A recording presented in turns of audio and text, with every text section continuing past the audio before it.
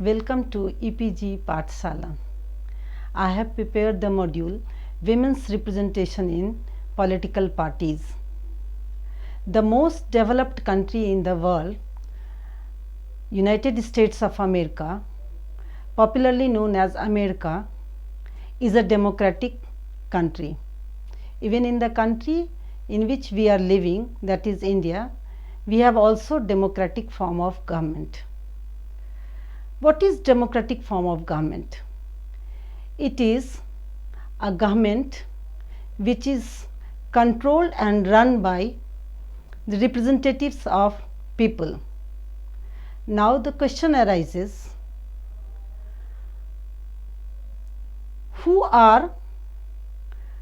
how these representatives are prepared, they are selected, they are given training in political field, how they develop political skills, and how they become the future leaders of a country. There are many such questions which needs to be answered. But the most important thing is that the answer of all these questions lies with political parties of a country. Political parties, it is the political parties which recruit, nurture,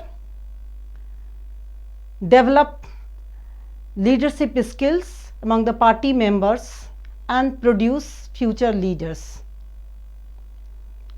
Thus, political parties play very important and meaningful role in a democratic setup. That's why we know political parties are called gatekeepers of democratic setup. If we want to have gender balanced political system, it becomes necessary to represent all genders in appropriate manner in the formation of a government of a country. But what we find, though women constitute 50%, more or less 50% of the world population, but still they are underrepresented in almost all the countries of the world in political system. Political parties should play a very positive role here. If more and more women are included in the political parties at every level, at the local level, at the regional level, at the state level, at the national level, then these women political leaders would be able to play very important decisive role in the decision making process as well as in the formulation of policies of a country. Suppose a student has to appear in examination and his examination schedule is prepared by someone else. He may put 100 excuses for not following his routine. But if he prepares himself the routine, then he will try to follow that routine with dedication and sincerity. Similarly, if women are in government, then they will try to manage all the policies and they will look after the particular needs and interests of women, and they will help in the formulation of policies which will be particularly beneficial for the women. If women are included, then our political system will be gender friendly. It will become more gender friendly. If more and more women are included in the political setup of a government, then their visibility, of course, these women will act as models for other women, and they will try to become, more and more women will try to become the part of the political process and the government of a country. These women Further, these women may contribute in the development of a humanistic aspect of the administration and government, which is otherwise insular. So, there is a need to include more and more women in the political life of a country, and it is possible only through the political parties, because we know political parties play a very important role in any democratic setup. It is obvious from the just concluded election in UP, and in 2016 election, only on the name of BJP, more and more seats went to the party. So, party can play a very important role. They can train women to become the future political leaders of the country. So, I have chosen this model, and so more and more women can be included, and I chose this module to highlight all those factors which have prevented women in coming to enter into the politics of the country or become the members of the political parties. Women's representation in political parties. In the first segment, I have dealt with definition, role and functions of political parties. Definitions by some leading political thinkers have been given in my module. I would like to read one or two. Countries should not become fit for democracy, but fit through democracy. It is the definition by Amartya Sen.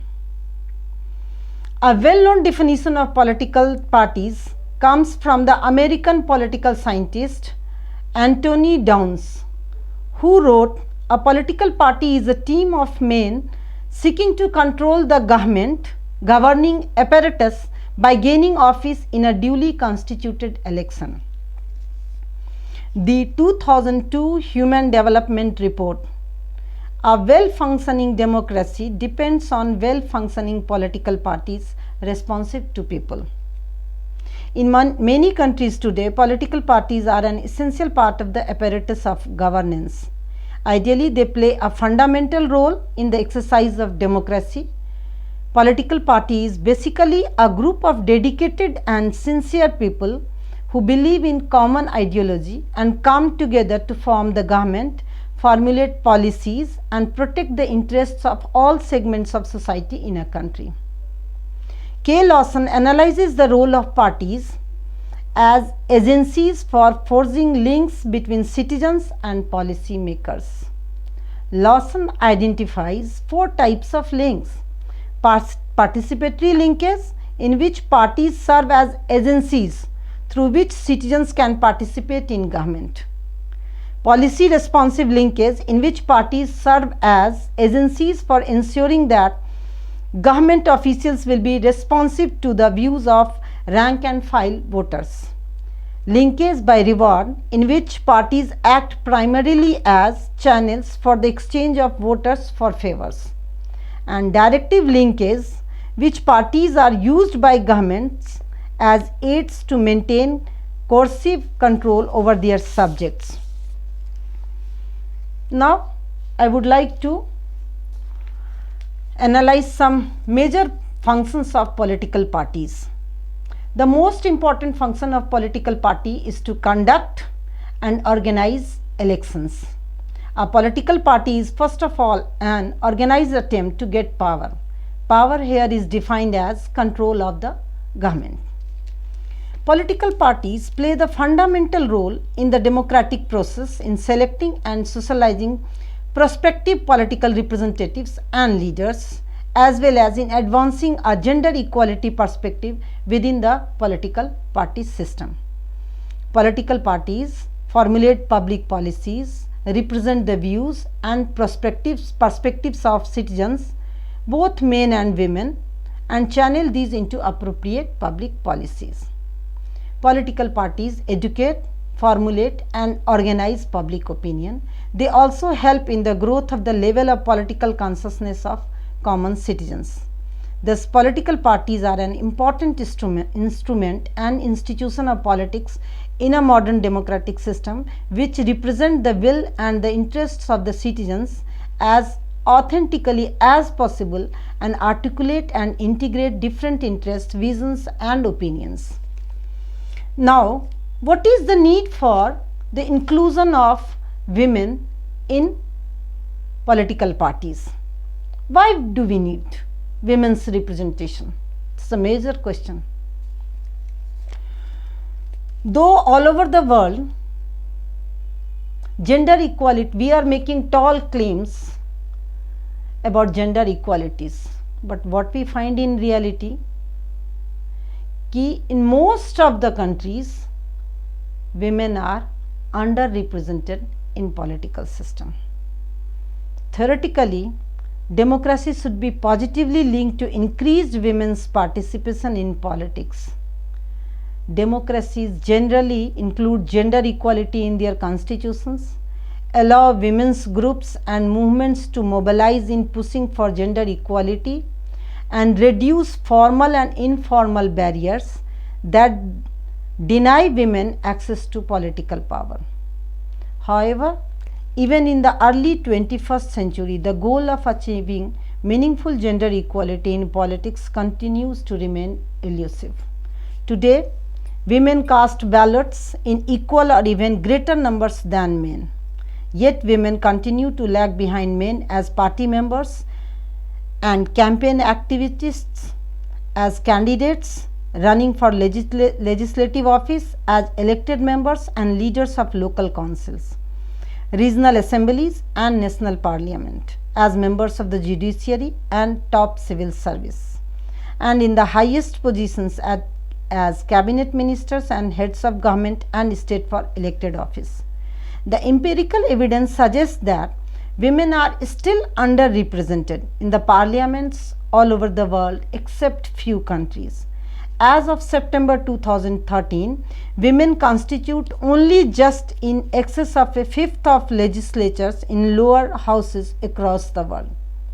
This is widely viewed as a democratic deficit given that women constitute 50% of world's population. The severe underrepresentation of one half of the population not only limits the diversity of parliaments but also contradicts one of the central tenets of representative democracy. When we talk about representative democracy, that means every segment of the population should be properly represented, but that we do not find with women. This situation persists in spite of the fact that equal rights for women, including rights to citizenship and suffrage, are guaranteed in the constitutions of all modern democracies. Thus, to make democracy more gender balanced and to enable women to participate in the national decision making process, there is a need to include more and more women's representative at every level of government. Electing greater number of women to public office will build confidence among women, contribute to strengthening legislative and policy agenda, and increase trust by the electorate in the political system. Recent research shows that women are less corrupt, they are more honest, they are more lively in making the administration successful. So, keeping all these facts in view, we should make our politics, our polity more and more gender friendly. The presence of women in elected office may lead to a broader positive changes in the social and cultural perceptions of women's capacity. That means, since time immemorial, we do not see women as capable leaders. Though in India, we have a number of women leaders, even before independence and after independence. They have held highest offices in the world. In India, like President Pratibha Patil, Mrs. Indira Gandhi, she was the Prime Minister of India for a long time. Then we have a number of women who are Chief Minister heading the state, they are Chief Ministers, like late Jayalalitha. Then at present we have Mamta Banerjee, Miss Mamta Banerjee. Then Miss Mayawati was the Chief Minister of UP. So all these women put before us examples that women can also be very good leaders. The presence of strong, capable women in public office can result in changes in societal perceptions and can help combat gender-based stereotypes and discriminatory attitudes. A range of studies have found that female politicians often serve as role models who inspire other women to become politically involved as citizens, party members, and political activists. Evidence suggests that the inclusion of women's voices, especially when addressing complex challenges, broadens the diversity of viewpoints, experiences, interests, and expertise brought into parliamentary debates. Electing more women from different backgrounds and political parties can further enhance these positive effects by allowing women's views to be channeled into public policy discussions. Women's inclusion in decision-making process will also lead to the advancement of policy issues that are important to women, such as child care, equal pay, and protection against violence. Now we see presently the government has increased the duration of maternity leave only to promote to manage women's problem when she becomes a woman, become mother. Women and political parties. Though women's representation in elected office in any given country is determined and influenced by a number of factors, such as the design of political and electoral systems, the degree to which decision-making processes are institutionalized, and the broader economic and cultural developments in society, but the political parties and the process by which they are governed play a key role in determining the degree to which women participate in political and public life. Referred to as the gatekeepers of democracy and of women's political participation in particular, political parties have failed to provide adequate representation of women. In view of this, in its 2012 resolution on women and political participation, the UN General Assembly urged all state parties to strongly encourage political parties to remove all barriers that directly or indirectly discriminate against the participation of women, develop their capacity to analyze issues from a gender perspective, and adopt policies to promote the ability of women to participate fully at all levels of decision making. Given the important role of political parties, it is essential that political parties should develop and apply different voluntary measures to promote women's participation as party members, decision makers, and candidates for public offices. Now, what are those challenges which are basically preventing women to become the part of the government in more and more numbers? The first point is candidate recruitment selection. Candidate recruitment and selection processes that are not formalized or written down can be easily manipulated or ignored by party leadership to the detriment of potential women candidates. Obviously, if laws are not written, it can be flouted at any stage. Thus, a party should promote more transparent, fair, and suitable process for candidate recruitment and or selection. The number of women selected as candidates by party leaders can give a clear indication of whether or not a party is biased against women. For example, if a political party claims that half its members are female and that its female members hold leadership positions, but selects less than 20% of women to make up its candidate list, then it may be an indication of gender-based bias in the party's candidate selection process. Promotion procedure. How a member in a party is promoted. Procedures for party promotions that are not institutionalized in party documents may result in political advancement based on connections rather than on merit. Unequal access to and distribution of party resources. One key obstacle to increasing women's participation is unequal access to and distribution of party resources. This is due to inadequate funding of women candidates on the one hand and the high cost of campaigning on the other. Thus, unequal access to as well as allocation of party resources disproportionately affect women, who often have less access to external patrons and support networks and less experience in fundraising. Now, what is the party culture? What type of culture is prevailing in a particular party? It matters most. Party culture, including traditional means of communicating, socializing and campaigning, can be reminiscent of old boys clubs that marginalize or openly discriminate against women or perpetrate gender based stereotypes and double standards.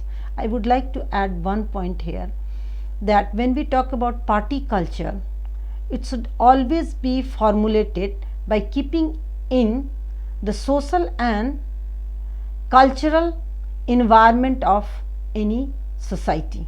Then only we can have real party culture which will promote women's more and more participation. Then next we have party operations and functioning. Modes of party operating including working hours, holding meetings on the evenings and weekends and other social requirements can conflict with women's other responsibilities, particularly if there is a lack of balance in family roles. Party culture can be particularly discriminative when it reflects the prevailing norms of the broader political culture. For example, the qualities deemed necessary for political success are often viewed positively in men: authoritative, ambitious, driven, tenacious, principled. If a woman possesses all these qualities, then it turns to be negative for her. Why? If she is aggressive, she can't be a caring mother, can't be loving wife. So we have to keep all these in mind when we are talking about the inclusion of women in political parties. Next is patriarchal society and male chauvinism. One of the most important barriers that women face within a party is gender-blind party regulations. The founding documents of political parties often do not include measures to support women's advancement and can be written in a language that directly or indirectly discriminates against women. We know in India, the grassroots women leaders who participate in panchayati elections, they do not know even Hindi in better way as compared to their native language. So we will have to keep all these factors in our mind while promoting women's inclusion in party. Then we have other institutional aspects: long and late working hours, unenforceable rules, informal practices and unwritten customs serve as further constraints. Now, what measures should be adopted by parties to increase participation of women in political parties? The most frequent and the most recently used system is the quota system. Recent studies show that quotas, legally binding quotas and party quotas, are significant means of increasing women's participation in politics and decision making bodies. While the legally binding quota is either guaranteed by the constitution or by statute law, political party quota are adopted by individual parties and incorporated into their rules. Generally, legally binding quotas take either the form of reserved seats or candidate quotas that participate in a given election. In general, such quotas are very efficient as they guarantee a certain number of seats in parliament or on a candidate list. In addition to this direct effect, legally regulated quota rules should also have an indirect and more psychological effect encouraging women to seek political involvement because they know they might succeed. Similarly, political parties also have dual influence on women's representation. On the one hand, they have a direct influence on higher women's representation. On the other, if parties make sure through their rules and regulations to nominate a set number of women for parliamentary positions, these will definitely increase the overall percentage of women in elected offices. In addition, if parties pledge to nominate 30, 40 or 50% women on their lists, other parties with no quota rules may be influenced to follow suit by nominating more women. Following classical sociological approaches and modernization theory, governments and parties in most materialist countries might respond to pressure from women's movements to implement quota rules to provide for a more equal representation of women in politics. For the last 20 years in India, women are trying to pass the reservation bill for women's reservation in Lok Sabha elections, but still they have not succeeded. Further, developed and affluent countries might also have the means and control mechanism necessary to enforce the quota provision. In contrast, party structures and political institutions tend to be developed in less affluent countries, making the implementation and supervision of quota provision more difficult. Then we have encouraging the creation and or strengthening of the role of women's sections, wings or other gender equality bodies within parties. The present parties which is ruling India, that is BJP, have a women wings, Mahila Morcha. Then Congress also has a women wing, but other parties do not have women wings. So these parties should encourage other parties to create women wings within the political parties. Party leaders alone do not always have the expertise, resources or time to introduce the changes to party statutes, bylaws, policies and strategies that are necessary to promote women's political advancement and encourage greater gender equality.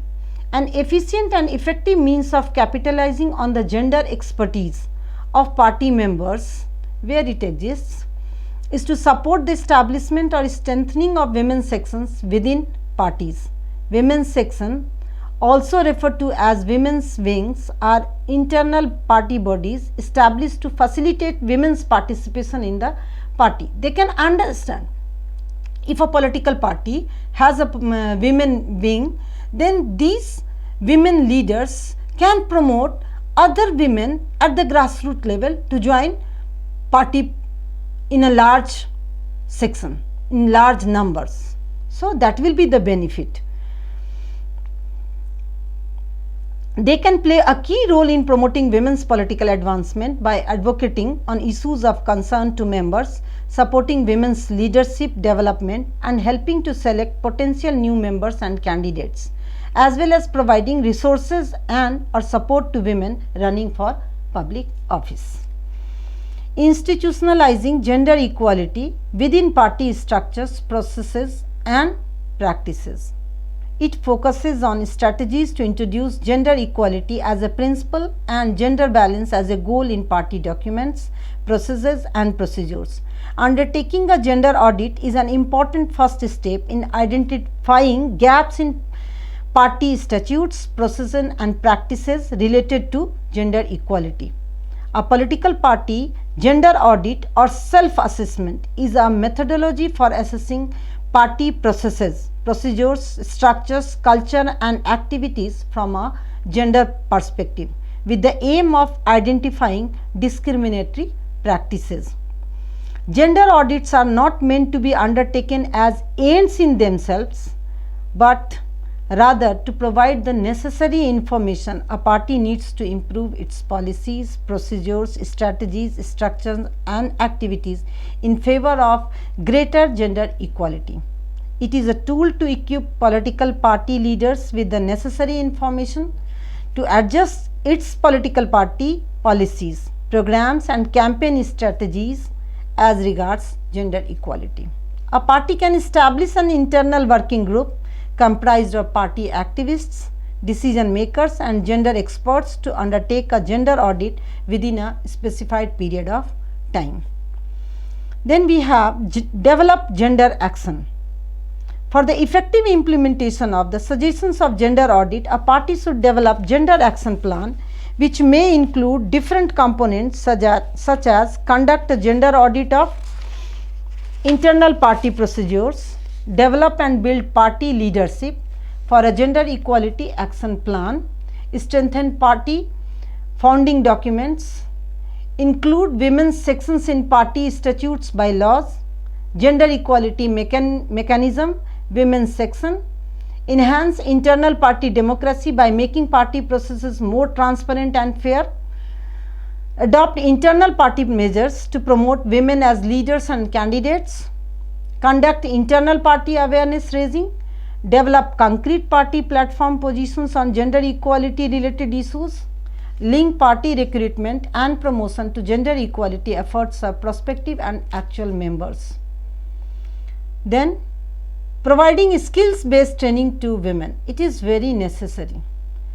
In India, though Panchayati Raj, women have almost 50% reservation, but due to the lack of knowledge, due to the lack of training, they are puppet in their hands, in their husbands' hands, even as political leaders at the grassroots level. So the political parties should concentrate on this matter. Research shows that providing skills based training, specifically enhancing women's skills in campaigning, media management, public speaking, meeting procedures, fundraising, etc. is beneficial for women candidates. Recently in British Conservative Party, women have initiated campaign with the goal of providing women with the skills to wage effective political campaigns. All women receive training in Australian Labour Party. Providing financial incentive and aid to women candidates. Political parties should adopt certain measures to provide financial incentive and aid to women candidates during campaigns and while they hold public office. Some political parties offer women candidates breaks on membership dues, registration forms and other campaign expenses to increase women's participation in the political process. Then again, fundraising for women. Another important issue for women candidate is fundraising, which has become particularly important as the cost of political campaigns have definitely increased up to a maximum level. Political parties can play an instrumental role by providing women with equal access to public funds and creating special funds raising networks for women candidates. Then we have providing women a forum for policy lobbying and discussion. Political parties should provide women forums for political lobbying, policy lobbying and discussions, as it may be critical in putting women's issues on political agendas and creating intra-party alliances to advance women in politics. Australian Labour Party's Labour Women's Organisation holds its own conference every year to give women an opportunity to discuss political issues, to lobby on specific issues and to network with each other. ALP also has a women's policy committee that influences party policies. Bringing effective changes in parties' organizational structure and ideology. This is very important, again very important. Parties' organization structure, ideology, the proportion of women party activists, parties' gender related representation rules and parties' leadership affect the proportion of women's participation.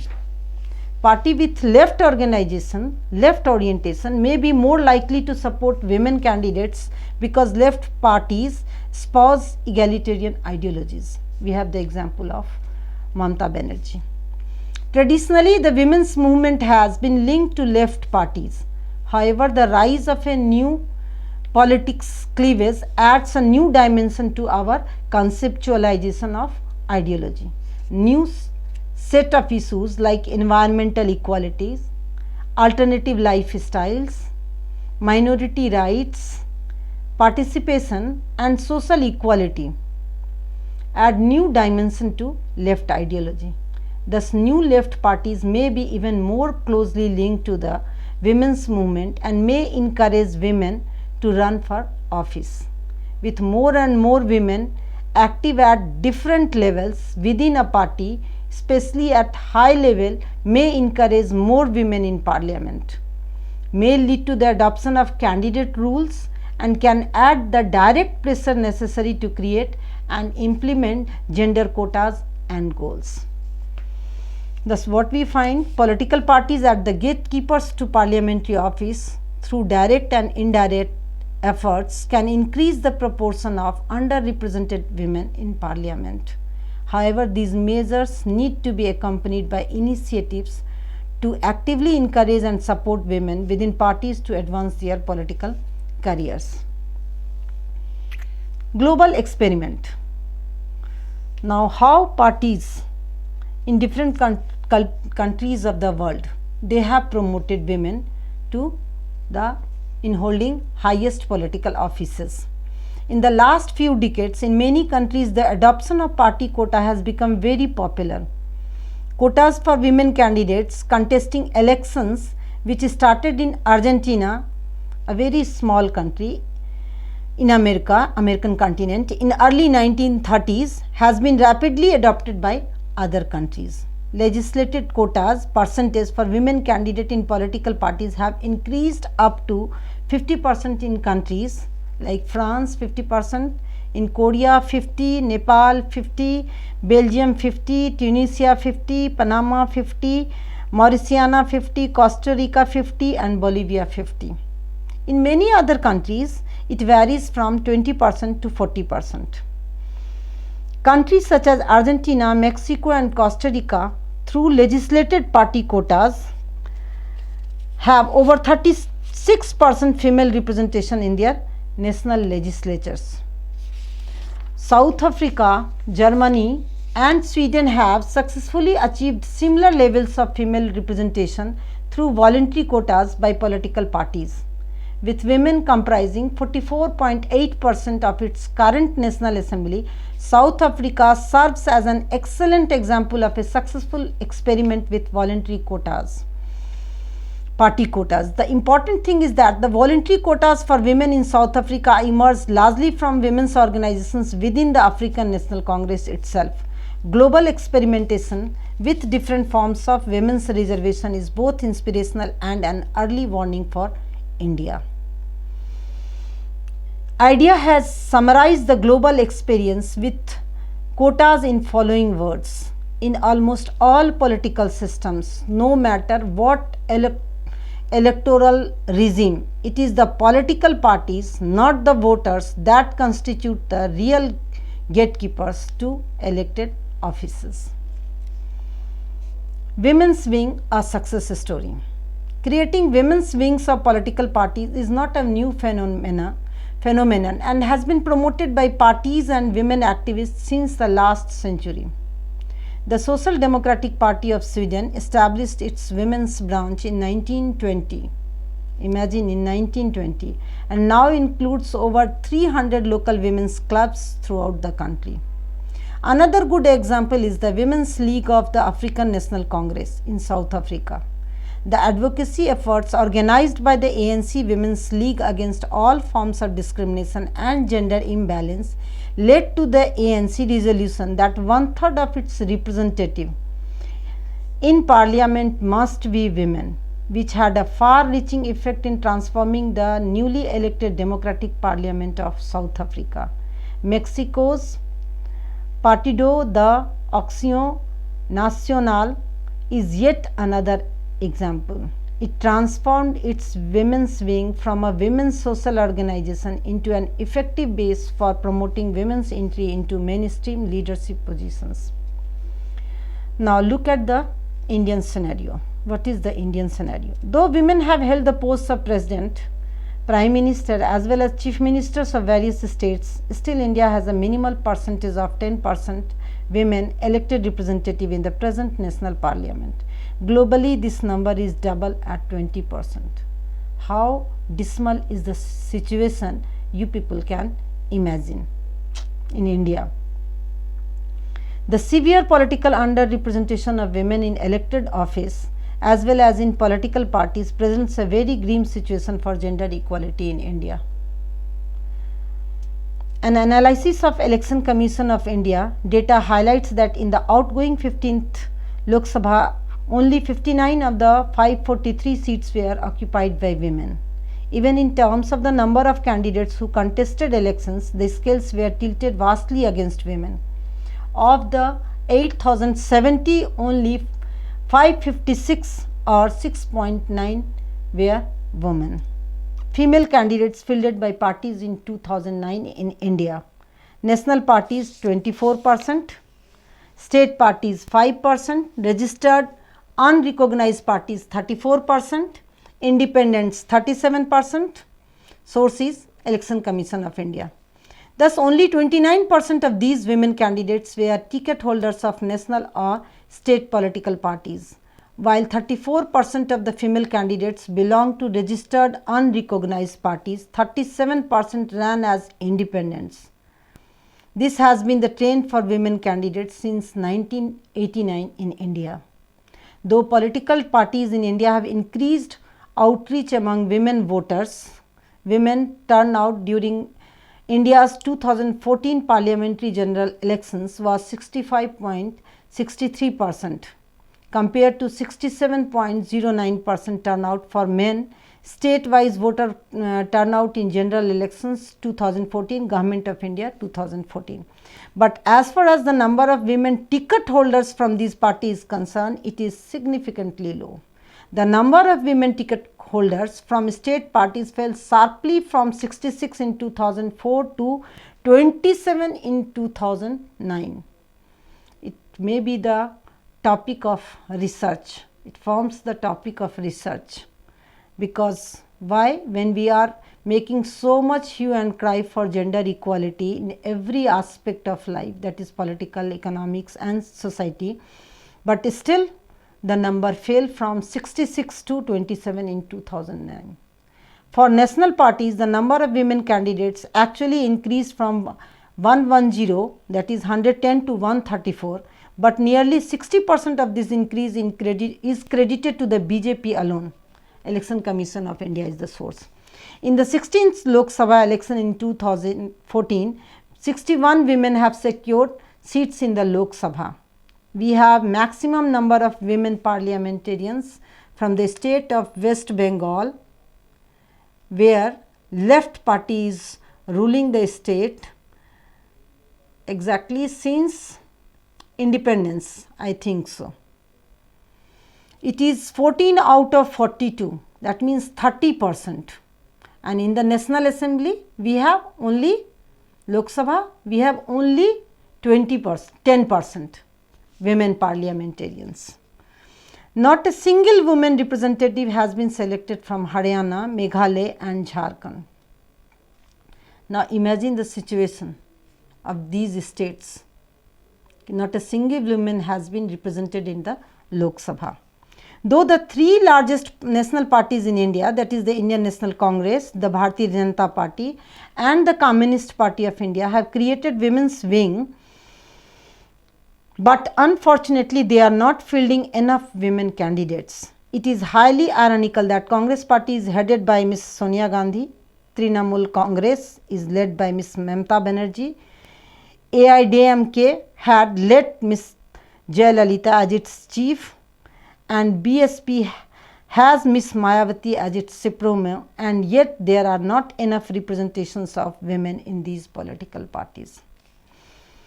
What are those factors? We will have to identify those factors which are really preventing women to enter into the political field.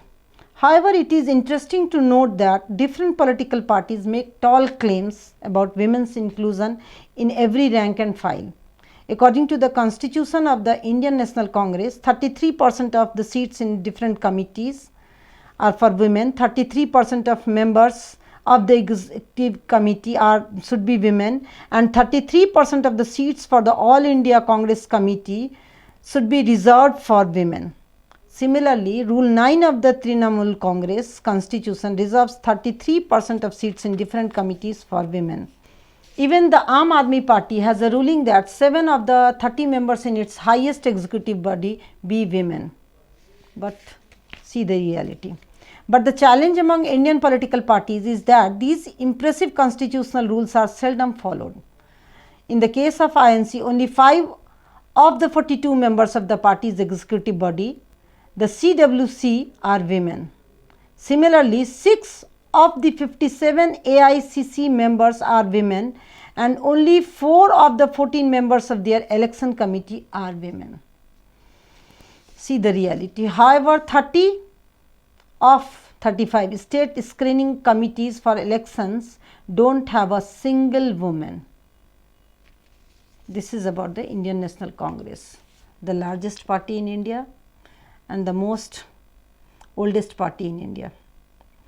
Data from Trinamool Congress and AAP are also far from satisfactory. Within the Trinamool, none of the 30 presidents are women, and only 2 out of the 8 general secretaries and 1 out of 14 secretaries are women. The party has 10 frontal organizations in West Bengal, of which only one, the Trinamool Mahila Congress, is led by a woman, All India Trinamool Congress office bearers. The AAP has 24-member national executive, of which only 2 are women. This is significantly less than the 25% benchmark stated in their constitution. Both the BJP and the Congress were severely criticized by the Communist Party of India for their failure to pass the Women's Reservation Bill in Parliament, stating that denying women their place in elected policy making institutions is a subversion of democracy. Ironically, the CPI itself has failed to adequately represent women in the party's top leadership positions. There is only one woman in the 12-member Politburo, and only 11 out of the 74 central committee members are women. BJP is the only party from which the data is encouraging. Its experiment with internal party quotas has been more successful. In 2007, the party changed its constitution to include 33% reservation for women, following the recommendations of a committee led by Ms. Sushma Swaraj. This was followed with another amendment in 2010 that increased the number of women in cadre posts. The powers of the BJP Mahila Morcha are clearly defined. At the national level, the national president of the Mahila Morcha serves as an ex officio member of the Central Election Committee, which is responsible for making the final selection of candidates for the state legislatures and parliament, as well as administering election campaigns. Similarly, at the state level, the president of the state Mahila Morcha serves on the state election committee. As a result of these changes in BJP, we find certain improvement in the women's representation in the party. 26 of the 77 members, or 33.7% of the BJP national executive, are women leaders. Women comprise 26% of BJP national office bearers. Despite these improvements, certain statistical data raise concern. Only 2 of the 19 members of the Central Election Committee are women. Out of the 12-member parliamentary board, there is only 1 women representative. There is no female representation on the economic, agriculture, security and legal groups. Consequently, we find that most political parties in India flout the rules of their own constitutions. The absence of women in party leadership position exposes the gender-biased patriarchal attitude of political parties in India. It also highlights the absence of a pipeline of women leaders. Our political apparatus has collectively failed to nurture women leaders, leaving it unprepared even if quotas in parliament be legislated. Therefore, Indian political parties must realize their critical role as gatekeepers in women's political participation. National parties like the BJP and Congress, or new parties such as AAP, each have to evolve internally to facilitate a greater culture of inclusiveness and operational democracy. The Election Commission of India too can play a pivotal role by holding parties accountable for their stated rules and promises in their constitutions and manifestos. Then why women are important in political parties? The active participation of women makes democracies stronger. According to research, both men and women believe that government is more democratic if it includes a substantial proportion of women. Then women are viewed as less corrupt. Women are effective money managers. They manage home very well.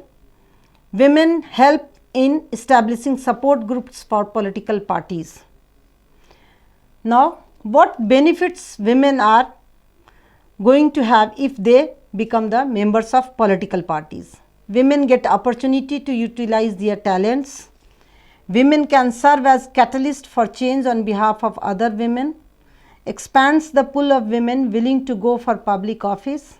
Changes the perceptions of society and political stakeholders regarding women's capacity. Strengthens confidence of women to influence policy agendas in parties and parliament. Now, the benefits for political parties. If there are more and more women in political parties, improves a political party's image and reputation. Formulating and publicizing a clear-cut policy in support of gender equality may have a positive impact on increasing the party's legitimacy, membership and vote base. Then, enhance party platforms and policy agenda. A large-scale survey of members of parliament undertaken by the Inter-Parliamentary Union found that more than 90% of respondents agreed that women bring different views, perspectives and talents to politics by introducing new perspectives into policy areas traditionally dominated by men, such as defense, security, economics and business. Women's role in peace and reconciliation efforts, conflict prevention, post-conflict rehabilitation and peace building more generally can bring new views on how to prevent, manage and resolve conflict. We have a separate discipline now, women, peace and conflict.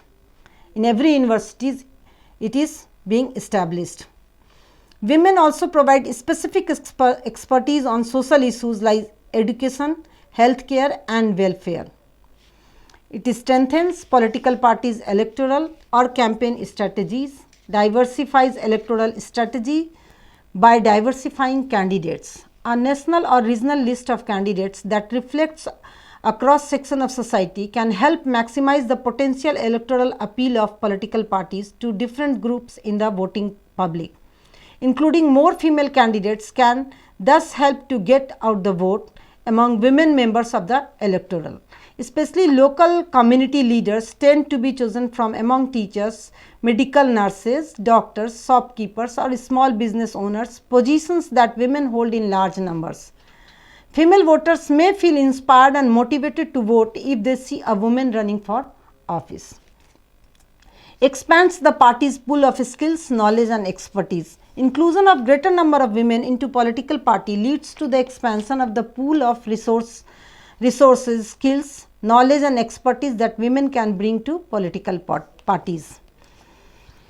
Combats falling party membership. The evidence suggests that engaging more women in politics provides tangible benefits for political parties. In many countries, the turnout of women voters is more in comparison to their male counterpart. A recent report of the United Nations Development Programme and the National Democratic Institute states that women can deliver the margin of victory for successful parties and candidates. Growing number of parties around the world have found that nominating more female candidates can be one way to attract women voters for the party. On the other hand, women once elected can strengthen the party in important ways in addition to the vital work that non-elected women perform at the grassroots levels. Benefits for society. Society in general benefits from the increased representation of women in political parties and elected office. Women's political presence can ensure that policy issues affecting women in particular are channeled into political debates. In raising awareness about gender-based discrimination in all spheres of political and public life and enhanced social economic development, women's greater presence is essential. increase public trust in the political system. The presence of women in political office, both elected and appointed, can increase the political system's legitimacy and thus public confidence in the system. In addition, greater inclusiveness and representativeness of the electorate in political office can lead to greater political stability, constituting one of the most effective tools of conflict prevention. Impacts the policy agenda. A critical mass of women in politics can bring vital attention to issues that disproportionately affect women. Many countries the world over continue to face major challenges in achieving gender equality in the areas such as education, remuneration, labor market, military services, and social issues like health care, domestic violence, trafficking. If women are absent from politics or constitute only a small fraction of elected assemblies, such issues are not likely to be prioritized or addressed.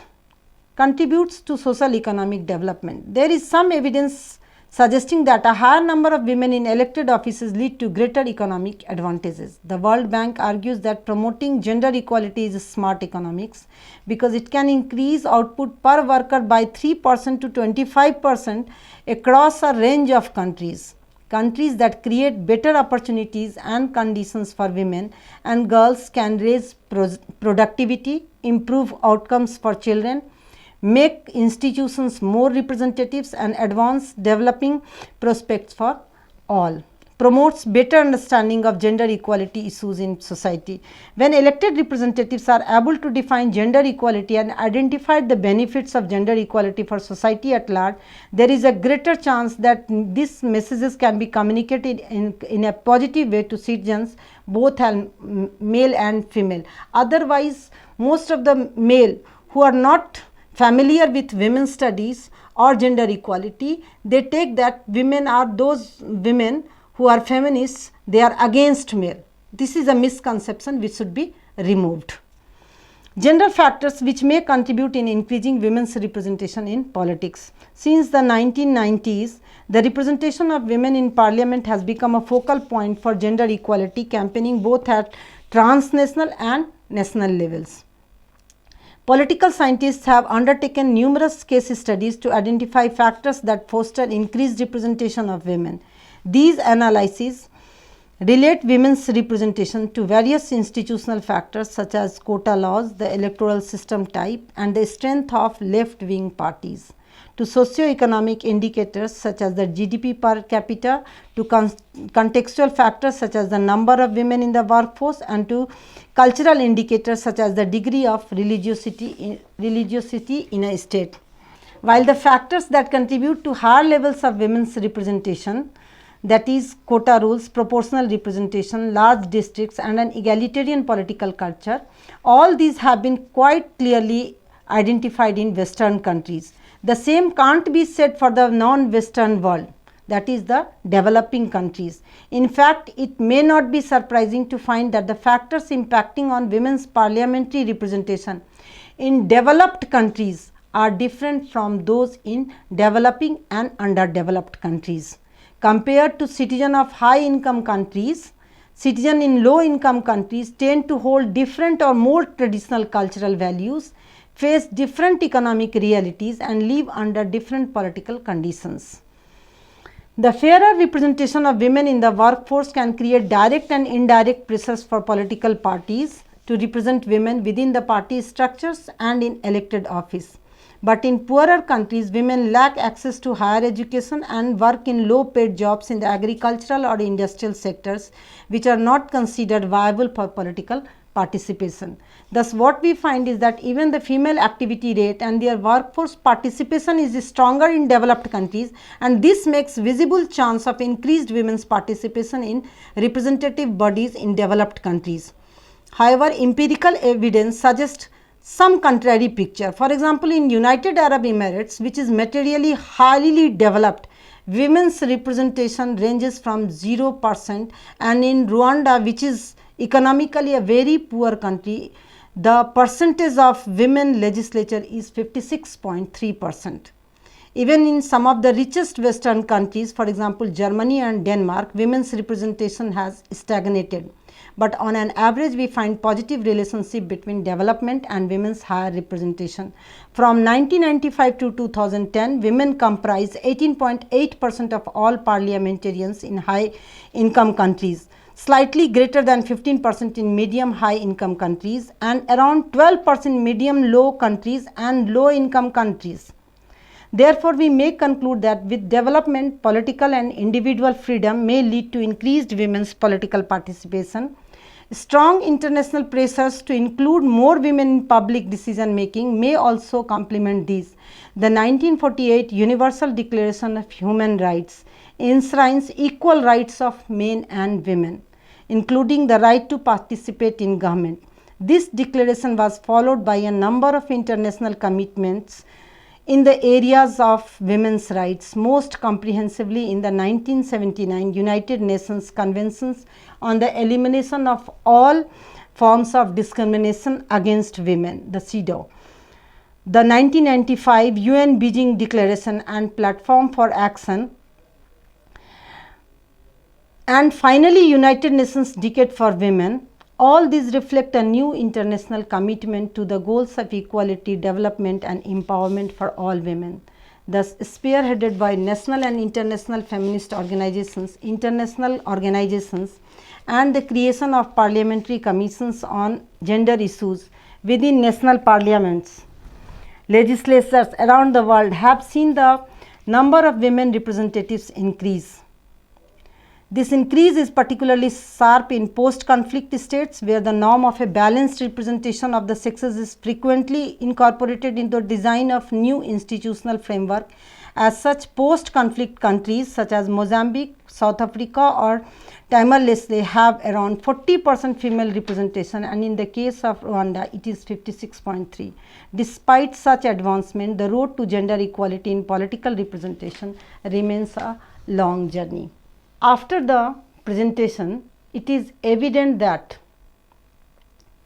sound and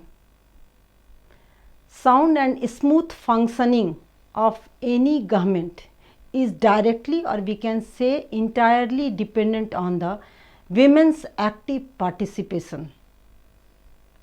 If more and more women are included in the politics of a country, the administration as well as the government will be more humanistic and more inclusive. What we find, if more and more women are included, then the situation, then we can expect that the administration will be more transparent, more honest and more egalitarian. Because when we talk about representative government, it means all the segments should be represented appropriately and adequately. Again, what we find, though women voters are equal or sometimes even greater in numbers as compared to male, but they lag behind as far as the membership in party is concerned, in the local bodies, in assemblies or in the national parliament is concerned. There in India, when we talk about India, in India the situation is still grim. Only 10% women are in parliament as compared to, we have only 61 candidates as compared to 543. See the difference. Just when we are going through the presentation, what we find in developed countries, it is the economic position, strong economic position of women that is making a large difference. So, in India, what we need, political parties should recruit more and more women. They should declare in their procedures and in their processes and rules that not less than 33% women will be fielded as candidates at both at the local level, at the regional level, and at the highest national level. Then only we can find any change in political field of India. Second thing, political parties should arrange for the training of women who participate in political life, because lack of education, lack of literacy, all these factors combined together, women are politically unaware class in India. Even in the rural areas, though women have been participating, they are participating in the local administration, but they are puppet in their husband's hand, husbands in their husbands are basically dictating them. Their husbands are basically dictating them. So we will have to increase the participation of women in political parties and in the political field. We will have to see that first we change their socio-economic conditions.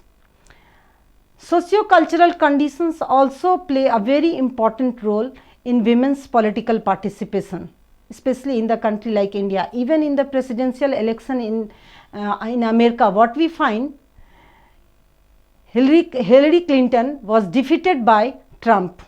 It shows the deep-rooted patriarchal mindset, because Bill Clinton became the president of America, but his wife Hillary Clinton, who was the more appropriate candidate for the president, but she was defeated by the people of America.